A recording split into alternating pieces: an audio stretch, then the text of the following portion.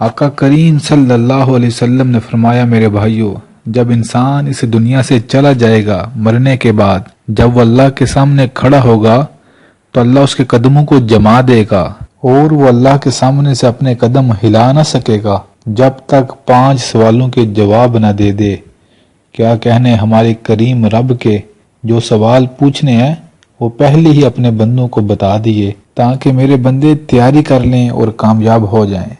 تو سب سے پہلا سوال یہ پوچھا جائے گا قیامت کے دن میرے بھائیوں، بتاؤ زندگی کا قیمتی وقت کہاں گزارا اور کن کاموں میں اپنے وقت کو گزار کر آئے ہو۔ خوش نصیب ہوں گے وہ لوگ جو کہیں گے یا رب، ہم نے اپنے قیمتی وقت کو تیرے ذکر میں گزارا، تیرے بندوں کی خدمت میں گزارا، ٹوٹے ہوئے دلوں کو جوڑنے میں گزارا۔ اللہ نہ کرے بھائیوں، کچھ ایسے بد نصیب لوگ ہوں گے جن کے نامہ اعمال میں لکھا نکلے گا کہ انہوں نے زندگی کے قیمتی وقت کو لوگوں کو لڑانے میں، چغلیوں اور غیبتوں میں اور گھنٹوں اپنے وقت کو موبائل پہ ضائع کرنے میں گزارا۔ تو یہ میرے اور آپ سے قیامت کے دن سوال پوچھا جائے گا وقت کے بارے میں۔ دوسرا سوال پوچھا جائے گا، بتاؤ زندگی کا بہترین حصہ جوانی کہاں گزاری؟ میرے بھائیوں، جوانی زندگی کا بہترین حصہ ہے، اس کو دین سیکھنے، سکھانے اور آج بہت ضرورت ہے رسول کریم صلی اللہ علیہ وسلم کی حدیثوں کو لوگوں تک پہنچانے میں لگائیں تاکہ لوگوں تک اسلام کا صحیح پیغام جا سکے۔ تیسرا سوال پوچھا جائے گا میرے بھائیوں، بتاؤ کتنا علم حاصل کیا اور اس پر کتنا عمل کیا؟ میرے بھائیوں، چھوڑ دیں یہ ساری باتیں، جی گورنمنٹ ایسی ہے، جی فلاں بندے ایسے ہیں، فلاں فرقے ایسے ہیں، فلاں ماحول ایسے ہے، فلاں لوگ ایسے ہیں، آج کا ماحول اچھا نہیں۔ میرے بھائیوں، کل قیامت کے دن مجھ سے پوچھا جائے گا، بتا تو نے کتنا عمل کیا؟ جو لوگ غلط ہیں، جو سیاستدان غلط ہیں، اللہ ان سے ان کا حساب لے لے گا۔ مجھے یہ فکر کرنی چاہیے کہ میں اپنا عمل ٹھیک رکھوں، میں نے اپنے عمل کا حساب دینا ہے۔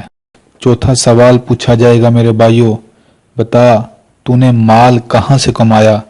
تیرے اندر جانے والی روٹی رزق حلال کی تھی یا لوگوں کو دھوکہ فراڈ دے کر تو نے رزق حرام کمایا؟ پانچواں سوال میرے بھائیوں، قیامت کے دن جو میرے اور آپ سے پوچھا جائے گا کہ بتا تو نے مال کہاں خرچ کیا؟ ہم نے انسان تجھے رزق دیا، تجھے تو چاہیے تھا تو شکر گزار بندہ بنتا، تو نے اسی مال کو اللہ ہی کے بندوں کو جلانے، چڑھانے اور ستانے کے لیے استعمال کیا۔ جی شادی پہ یہ معاملہ ہم کریں گے تاکہ فلاں رشتہ دار کو پتہ چلے، وہ جالس ہوں، ہم ان سے بہتر شادی کر رہے ہیں۔ میری گاڑی کو ان کے گھر کے آگے سے گزارو تاکہ ان کو پتہ چلے ہمارے پاس کتنا مال ہے۔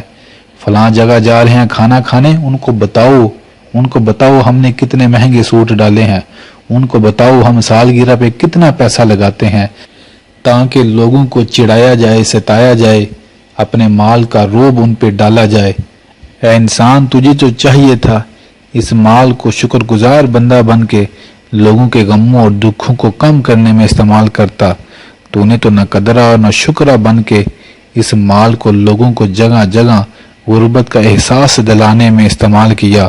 میرے بھائیوں، یہ 5 سوال کل میرے اور آپ سے قیامت کے دن پوچھے جائیں گے، ان کی تیاری کریں میرے بھائیوں، ابھی بڑا وقت ہے، ابھی ہمارے پاس وقت ہے میرے بھائیوں کہ ہم اپنی زندگی کو بدل لیں اس سے پہلے کہ میرے اور آپ کے نام کے ساتھ مرحوم لکھ دیا جائے۔